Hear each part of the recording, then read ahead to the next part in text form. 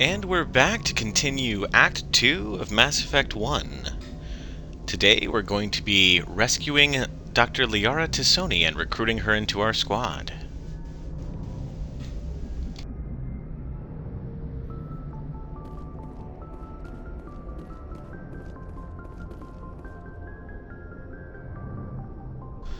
Let's actually start by having a chat with Joker. Commander, something you need? How's the Normandy performing? Is she everything they said she'd be? She's the best ship in the fleet, if you've got a pilot who knows how to handle her. Balance isn't what you'd expect. Takes a while to get used to that oversized drive core we got stuffed in the back, and her power can sneak up on you if you're not careful. The Normandy's probably too much ship for your average Alliance pilot, Commander. Lucky for you, I'm anything but average. I like to know my crew. Mind if I ask you a few questions? I can see where this is going. You did a background check on me, didn't you? Well, I'll tell you the same thing I told the captain. You want me as your pilot. I'm not good. I'm not even great. I am the best damn helmsman in the Alliance fleet. Top of my class in flight school, I earned that. All those commendations in my file, I earned every single one. Those weren't given to me as charity for my disease. What are you talking about? Are you sick? You mean you didn't know? Oh, crap. Okay, I've got Vrolik syndrome, brittle bone disease. The bones in my legs never develop properly. They're basically hollow, too much force and they'll shatter. Even with crutches and my leg braces, it's hard to get around. One wrong step and crack! It's very dramatic, but I've learned to manage my condition, Commander. Put the Normandy in my hands and I'll make her dance for you. Just don't ask me to get up and dance unless, you like the sound of snapping shin bones. Why does everyone call you Joker? It's a lot shorter than saying Alliance Flight Lieutenant Jeff Moreau. Plus, I love to make little children laugh. You're dodging the question. Look, I didn't pick the name. One of the instructors in flight school used to bug me about never smiling. She started calling me Joker, and it stuck. Why didn't you ever smile? Hey, I worked my ass off in flight school, Commander. The world's not gonna hand you anything if you go around grinning like an idiot. By the end of the year, I was the best pilot in the academy, even better than the instructors, and everybody knew it. They'd all got their asses kicked by the sickly kid with the creaky little legs. One guess who was smiling at graduation? I need to know more about this Vrolik syndrome if I'm putting my ship in your hands. Yeah, of course you do. It's an extremely rare condition. Nobody knows exactly what causes it. Genetic, maybe. It's treatable, but there's no cure. They classify my case as moderate to severe. I was born with over a dozen fractures, hip, thighs, ankles. My bones were already breaking in the womb. 100 years ago, I wouldn't have survived past my first year. Lucky for me, modern medical science has turned me into a productive member of society. You're not gonna break a bone trying to fly the ship, are you? I don't fly with my feet, Commander, so I'm fine as long as I'm in this chair. I gotta be real careful when I get up to take a piss, though. I can do my job as well as anyone on the ship. Better, actually. So don't worry about it. I'm not trying to make you uncomfortable. Let's talk about something else. Whatever you want, Commander. How'd you end up joining the Alliance? Look, if you're looking for an inspirational tale of the crippled kid overcoming impossible odds, you're gonna be disappointed. My mother was a civilian contractor working for the Alliance. I basically grew up on the Arcturus station back when they were building up the fleets. Spend all that time around Alliance ships, there's a good chance you'll end up going to the Academy. I have to go. All right, see you.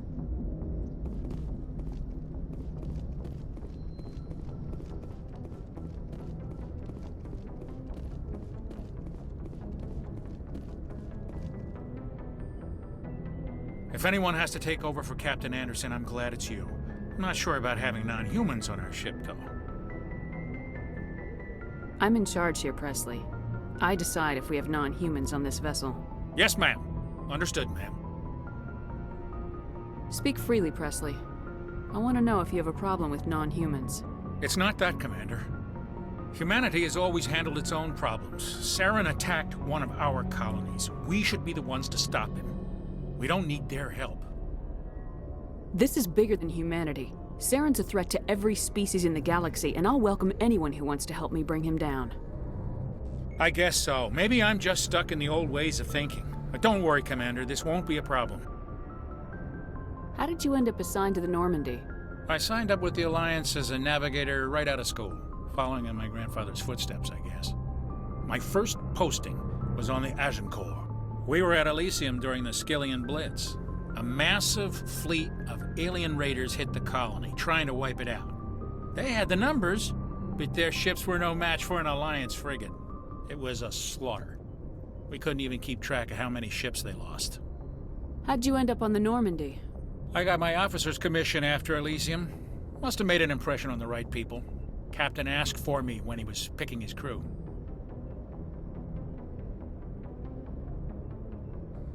Carry on, Presley. Yes, ma'am.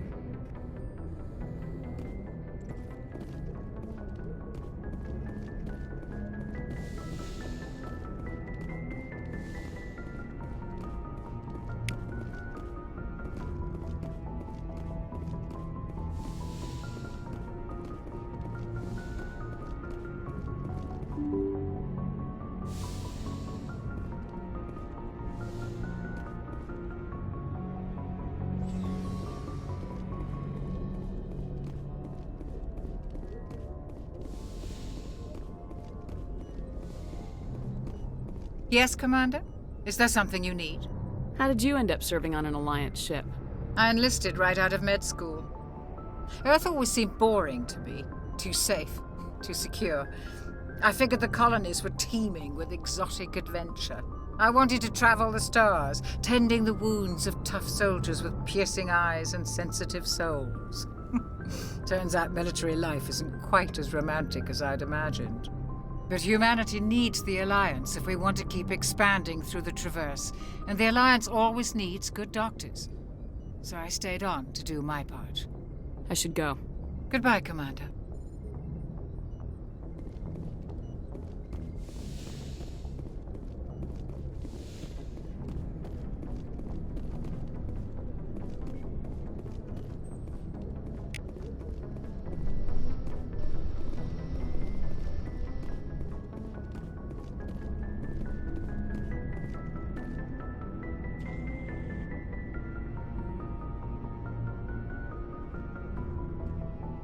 Anything you need, Commander?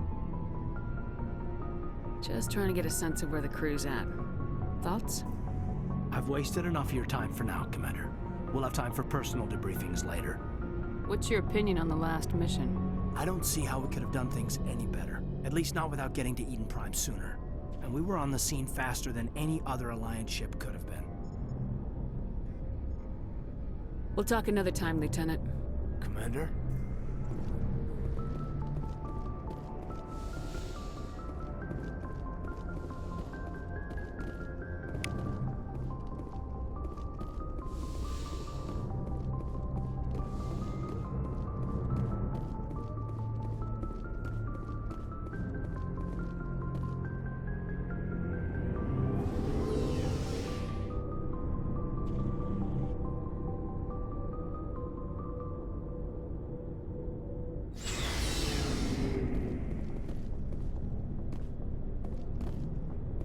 Hey, Commander.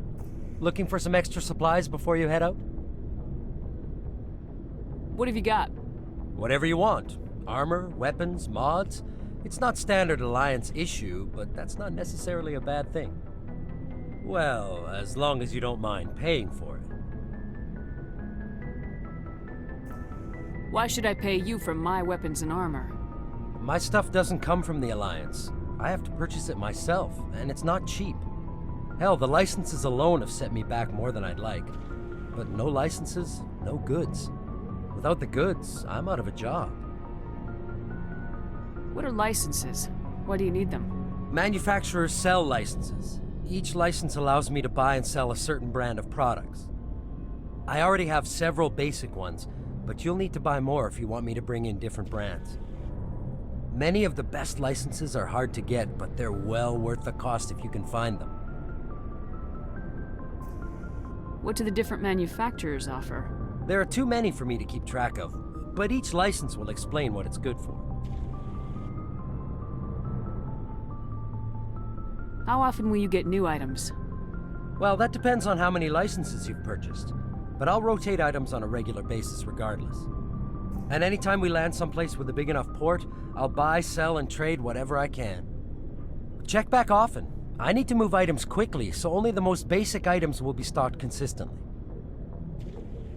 Let's see what you got. You bet, Commander.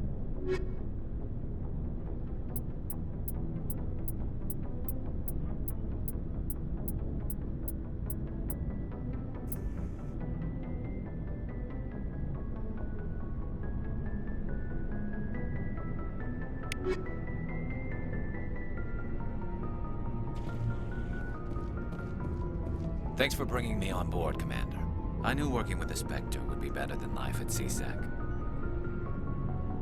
Have you worked with the Spectre before? Well, no, but I know what they're like. Spectres make their own rules. You're free to handle things your way. At CSEC, you're buried by rules. The damn bureaucrats are always on your back. Being a Spectre does have its advantages. Exactly my point. If I'm trying to take down a suspect, it shouldn't matter how I do it, as long as I do it. But CSEC wants it done their way. Protocol and procedure come first. That's why I left. So you just quit because you didn't like the way they do things? There's more to it than that. It didn't start out bad, but as I rose in ranks, I got saddled with more and more red tape. CSEC's handling of Saren was typical. I just couldn't take it anymore. I hate leaving. You did the right thing. Life's too short to sit around waiting for things to happen. Yeah, you're probably right. Either way, I plan to make the most of this. And without CSEC headquarters looking over my shoulder, well, maybe I can get the job done my way for a change. As long as you do your job well, you're free to go about your business as you see fit. Thank you, Commander. Commander, good to see you.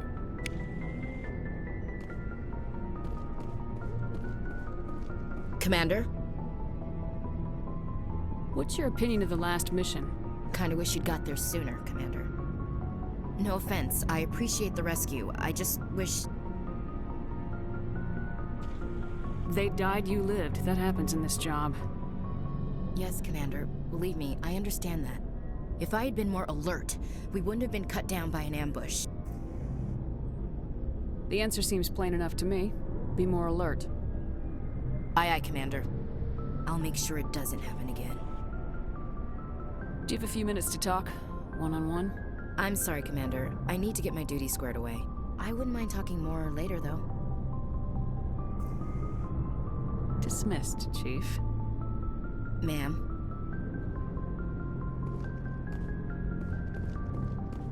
Nice ship you've got, Shepard. What can I do for you? What's your story, Rex? There's no story. Go ask the Quarian if you want stories.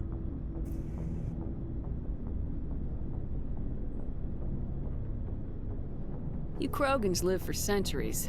Don't tell me you haven't had a few interesting adventures. Well, there was this one time the Turians almost wiped out our entire race. That was fun. Yeah, they tried the same with us, but we fought them off. It's not the same.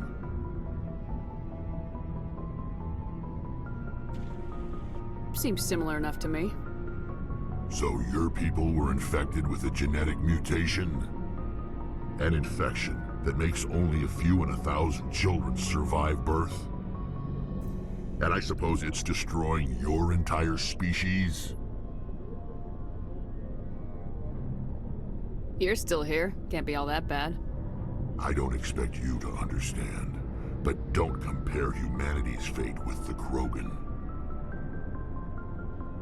I was just making conversation. I wasn't trying to upset you. Your ignorance doesn't upset me, Shepard. As for the Krogan, I gave up on them long ago. The genophage infected us, but it's not what's killing us. Are your people really dying? We're sure not getting any stronger. We're too spread out. None of us are interested in staying in our own system. Lots of species have left their homes and prospered. But they go to colonize new worlds. We're not settlers. We're warriors. We want to fight. So we leave. Hire ourselves out. And most of us never go back. What can you tell me about the genophage? Ask the Solarians if you want details. They made it. All I know, it makes breeding nearly impossible. Thousands die in stillbirth, and most never get that far. Every Krogan is infected, every one. And no one's rushing to find a cure. Why don't the Krogan try to find a cure? When was the last time you saw a Krogan scientist? You ask a Krogan, would he rather find a cure for the genophage or fight for credits? He'll choose fighting every time. It's just who we are, Shepard. I can't change that. Nobody can. So long, Rex. Shepard.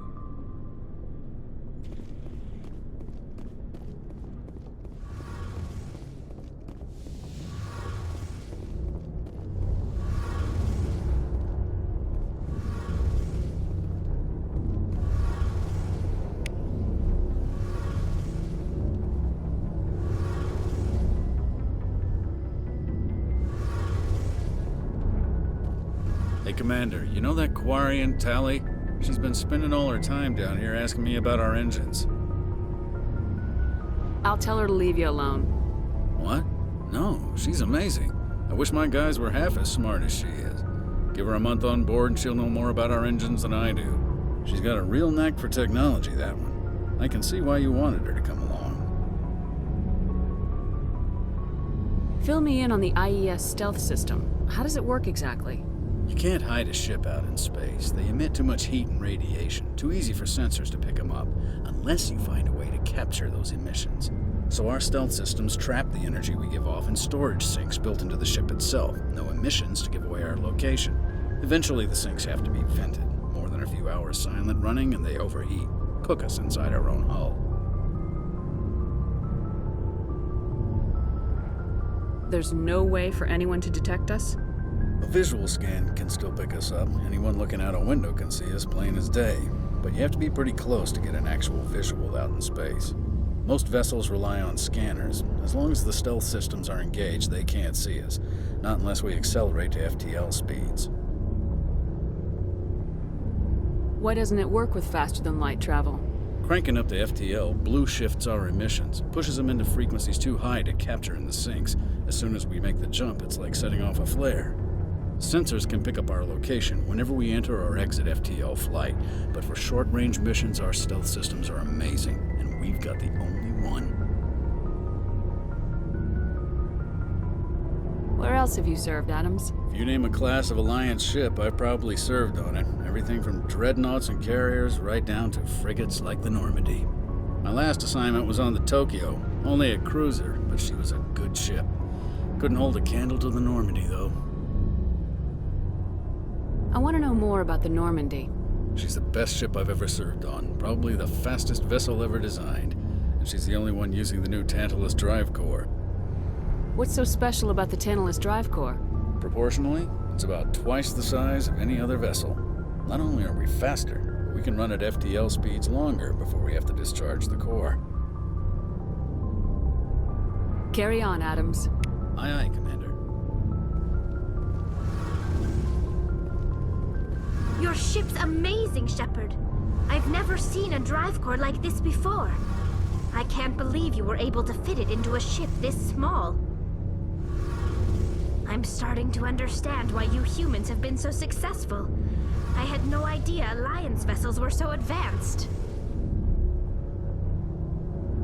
The Normandy's a prototype, cutting-edge technology.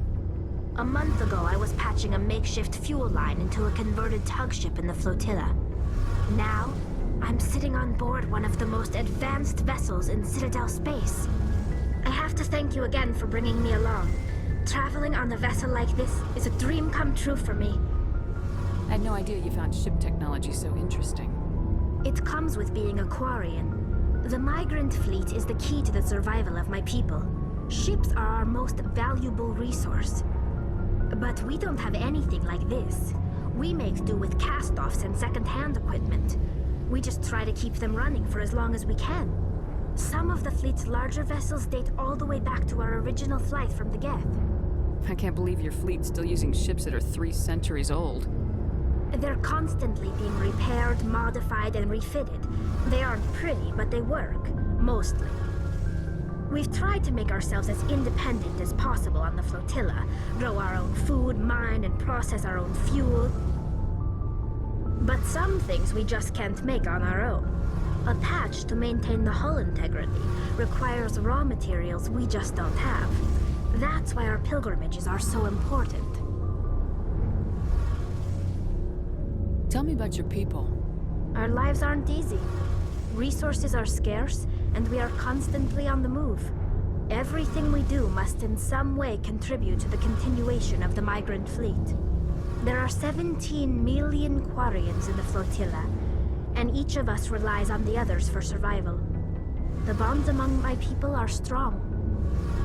Unfortunately, we have had to surrender many of the freedoms and civil liberties other species take for granted. What kind of freedoms? Well, it's illegal for parents to have more than one child. If our population grows too much, it would strain our resources to their breaking point. Of course, we also can't allow our numbers to become too few. If our population is in decline, the rule against single births is temporarily repealed. In extreme cases of population decline, incentives are even offered to encourage multiple births, though the Conclave hasn't had to take such measures in nearly a century. That's your government. The Conclave is our civilian branch of government. Each ship can elect a representative to serve on the Conclave and make decisions that affect the fleet as a whole. On matters that affect an individual ship, however, the captain has the final say. It's a tradition that dates back to the early days, when the fleet was governed by martial law. Fortunately, most captains nowadays are smart enough to have an elected council from their crew to give them advice and guidance. So the ultimate power rests with elected officials? In practice, the Conclave and the respective council for each ship tend to set the rules that govern our daily lives. But in theory, we are still under military jurisdiction. The 5 top-ranking military officials in the fleet serve on the Admiralty Board. These 5 have the power to overrule any decision by the Conclave in case of emergency. To do so requires unanimous agreement among the Admiralty, and they can only do this once. After that, the entire board must resign their posts. It's a safeguard that served us well. In nearly 3 centuries, the Admiralty Board has only overruled the Conclave 4 times.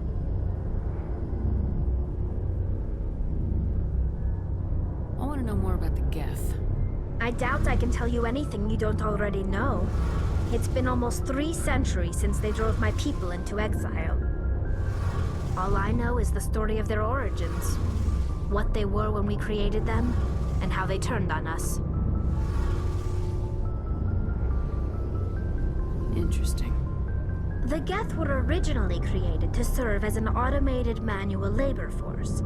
Initially, their intelligence was as limited as any VI. Over time, we made small modifications to their programming to allow them to perform more varied and complex tasks, bringing them closer and closer to true AI status. How come the Council didn't step in and stop you? This wasn't true AI research. We may have been skirting the bounds of the law, but we never did anything that was actually illegal. The changes were so insignificant, so gradual, that we were able to control them. Or so we thought. But one thing we underestimated was the power of the neural network. A million Geth thinking simultaneously created an inherently unstable matrix. So the Geth share brainpower? Many of the Geth's logic systems were designed to work in concert with other nearby Geth. Basically, the more of them you have in the group, the smarter they are. So there's some sort of group consciousness. No, nothing like that. They cannot share sensory data or information.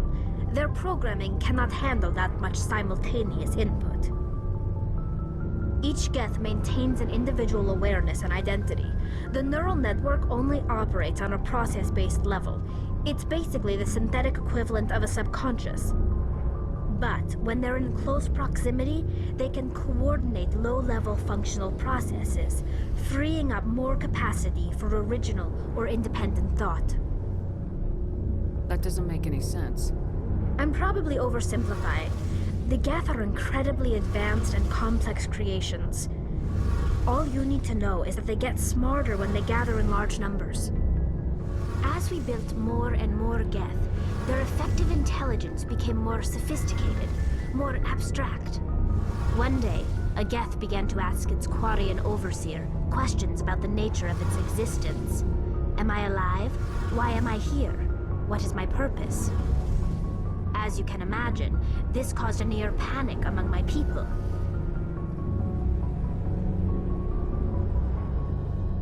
I don't see what's so bad about those questions. The Geth were created to engage in mundane, repetitive, or dangerous manual labor. That's fine for machines, but it won't satisfy a sentient being for long. The Geth were showing signs of rudimentary self-awareness and independent thought. If the Geth were intelligent, then we were essentially using them as slaves. It was inevitable the newly sentient Geth would rebel against their situation. We knew they would rise up against us, so we acted first. A general order went out across all Quarian-controlled systems to permanently deactivate all Geth. The Geth responded to this order violently. You didn't really think they'd just let you destroy them without a fight, did you? The hope was that most of the Geth would still be little more than machines, incapable of organized resistance. But they had progressed much further than anyone anticipated. The war was long and bloody. Millions upon millions of Quarians died at their hands.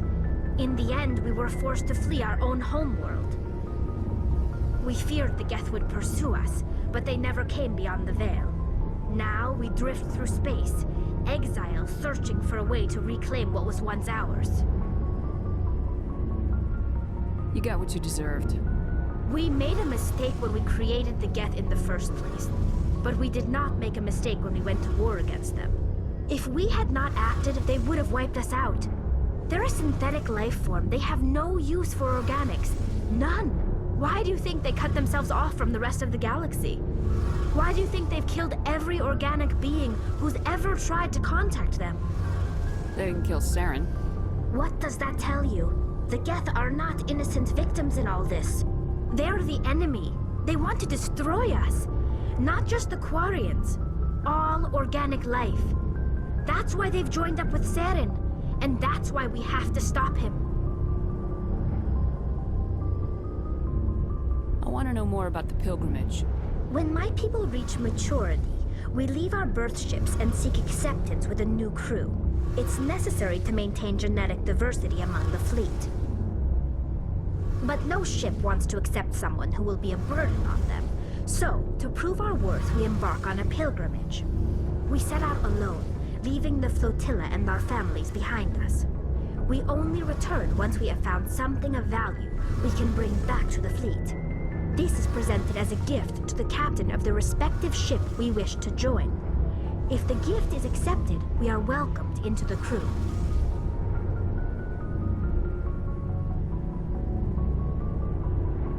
I can't believe they just send you off alone. It's not like they just cast us out. Before we leave, we are given lessons in how to survive outside the flotilla, and given gifts to help us on our journey. We also receive implants to fight off sickness and disease. Generations of living in an isolated and highly controlled environment have left our immune systems weaker than most. By the time we leave the fleet, we are well equipped for the pilgrimage. This is a rite of passage for all Quarians. If it were dangerous, our numbers would suffer. Virtually every pilgrimage ends with a triumphant return and the ritual presentation of the gift to one of the fleet's captains. Can a captain choose to reject the gift? That doesn't happen often. Most captains are eager to increase the size of their crew. It increases their own standing in our society. Even when a gift is not particularly valuable, the captain usually accepts it out of a sense of tradition. However, there is a stigma to presenting a substandard gift. It's not the best way to make a good impression on a new community. Most pilgrims don't return until they find something worthwhile. I want to talk about something else. Like what? I should go. See you later.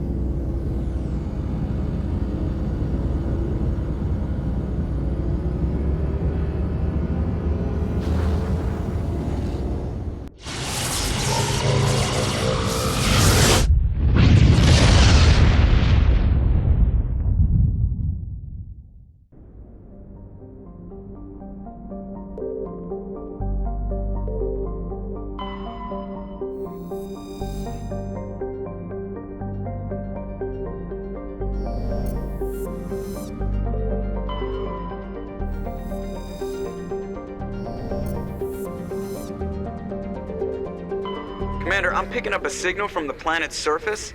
It looks like an automated distress beacon.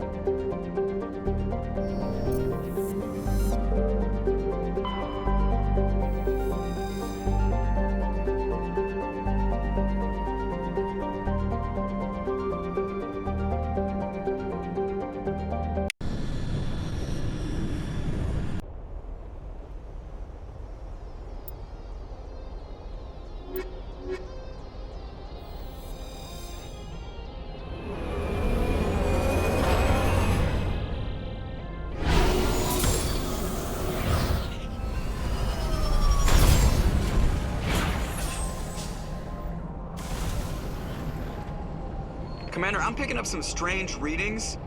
Really strange, like off the damn charts. It looks like it's coming from an underground complex a few clicks away from the drop zone.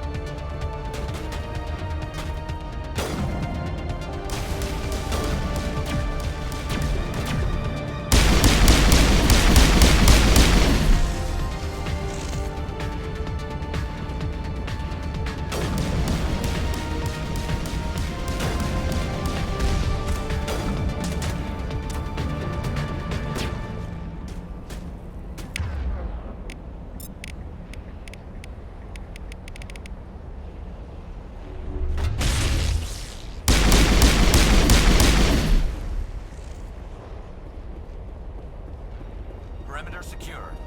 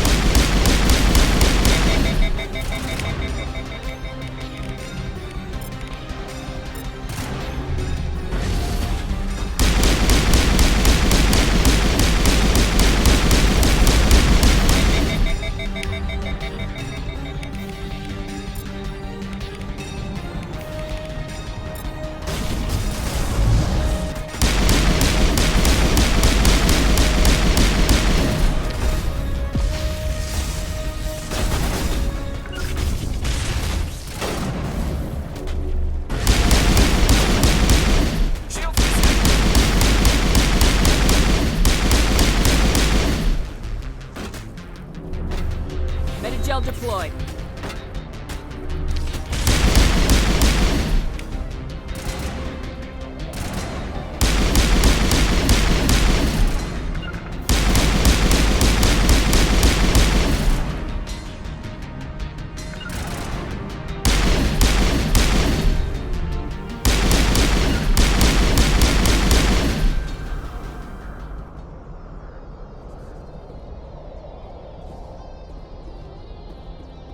Metagel deployed.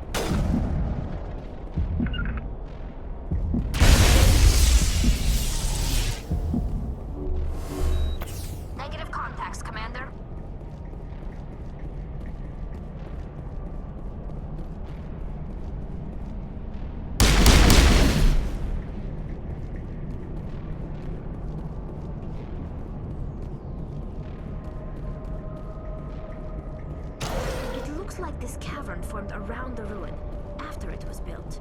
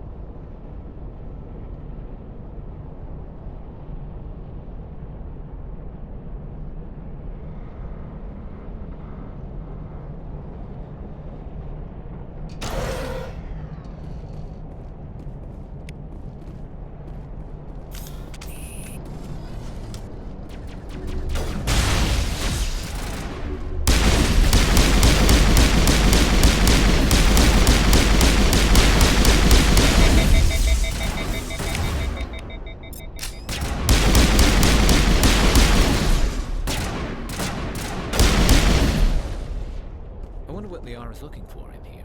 Most Prothean ruins have nothing more than dead instrumentation. Good as new.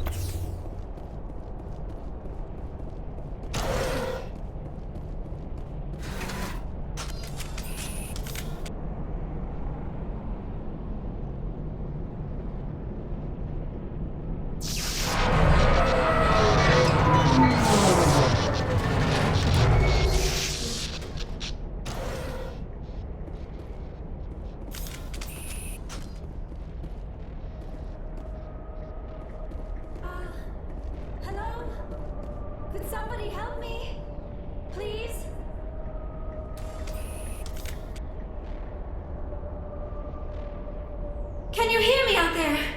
I'm trapped. I need help.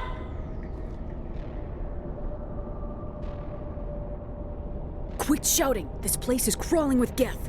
Sorry, I am a little... Look, my name is Dr. Liara T'Soni. I am an archaeologist. Listen, this thing I'm in is a Prothean security device. I cannot move, so I need you to get me out of it, all right?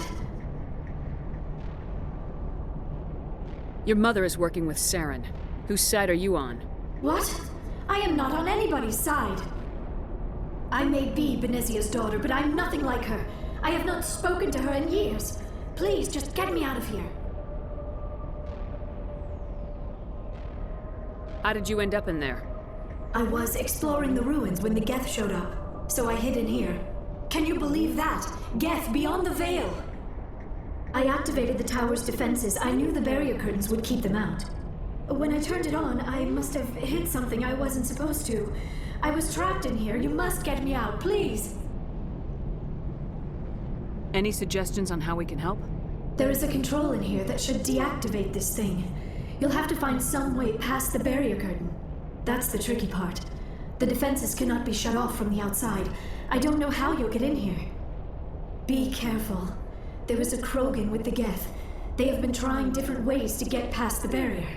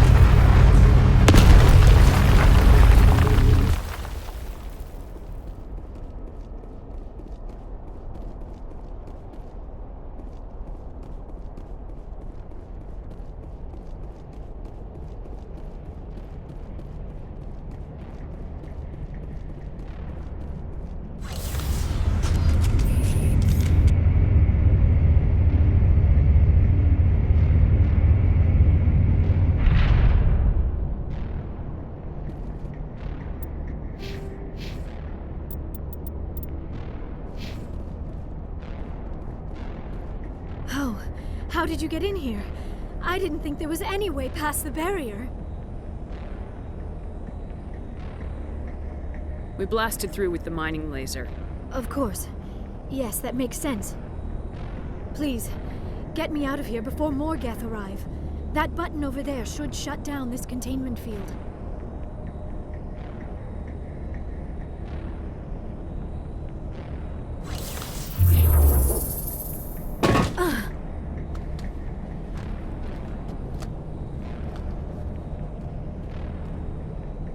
idea how we get out of this place?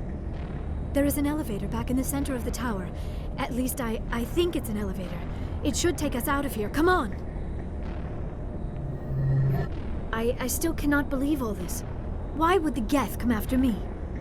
Do you think Benezia's involved? Saren's looking for the conduit. You're a Prothean expert. He probably wants you to help him find it. The conduit? But I don't know. What the hell was that? These ruins are not stable. That mining laser must have triggered a seismic event. We have to hurry. The whole place is caving in.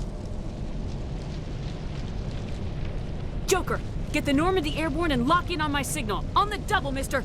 Aye, aye, Commander. Secure and away. ETA 8 minutes. He needs to move faster.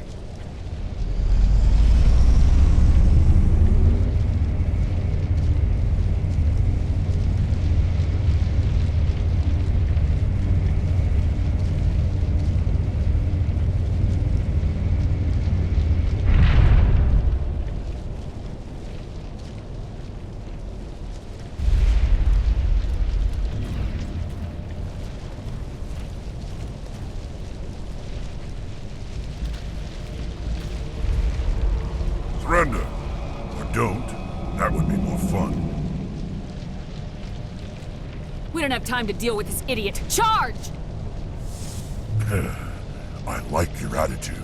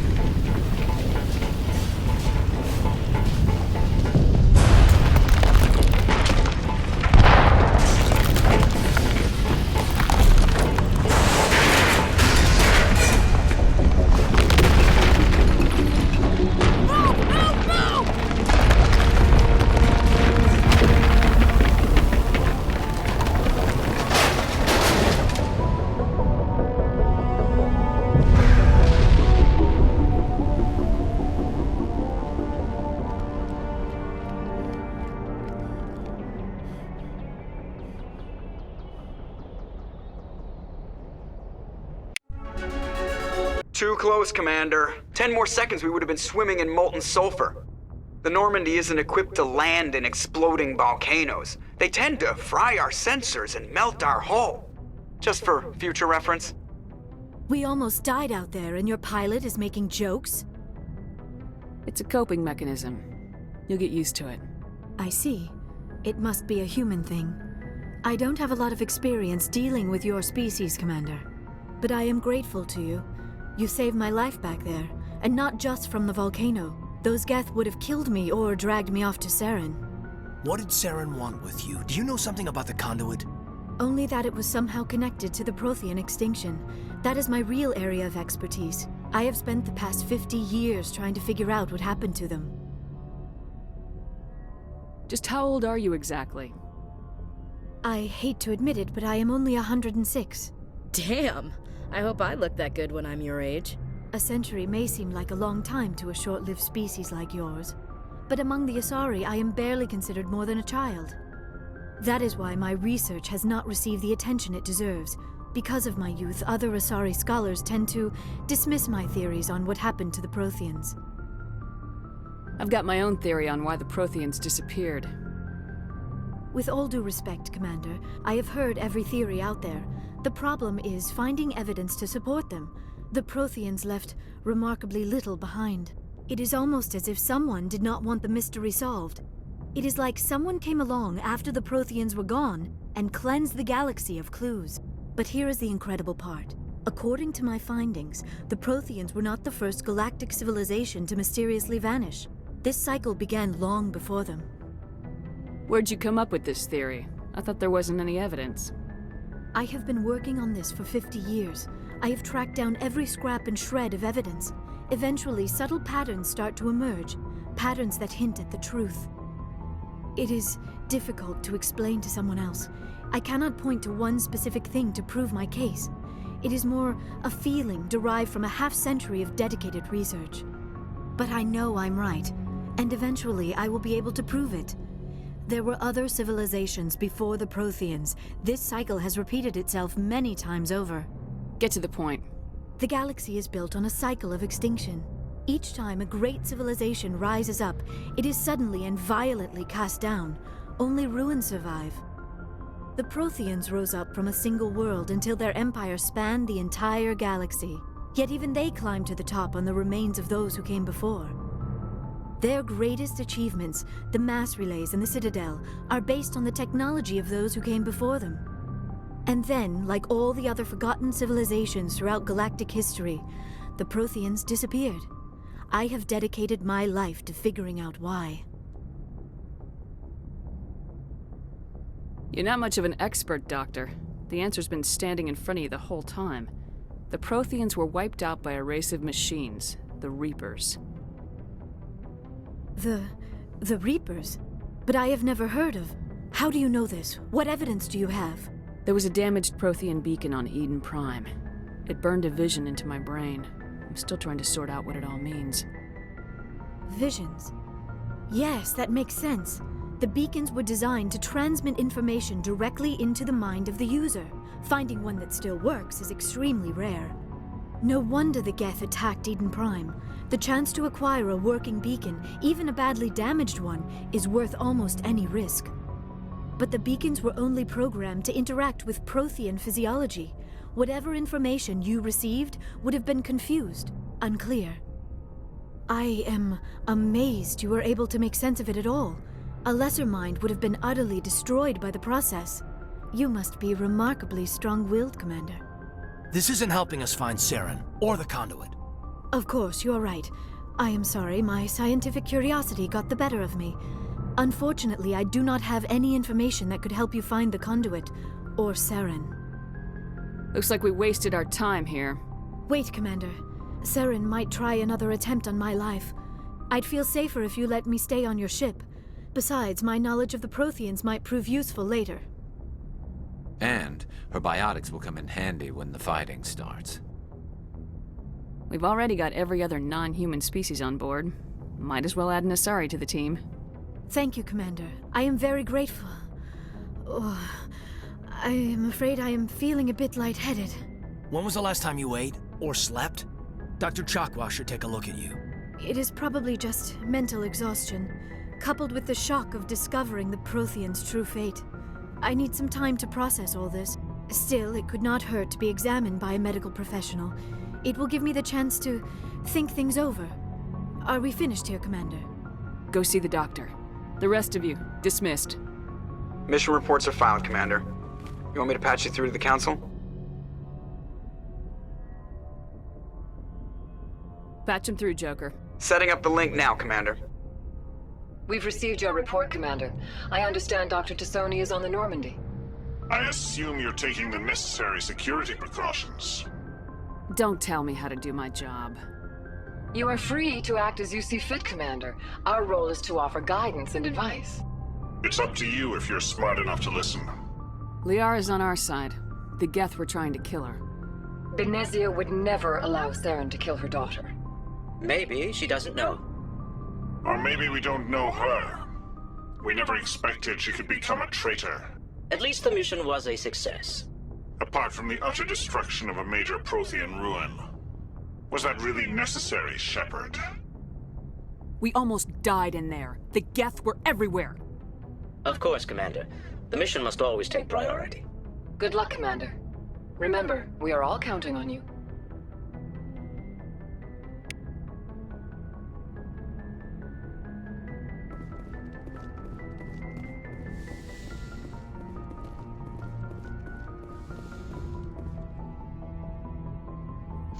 And with the rescue of Dr. T'Soni, we will take a short break there.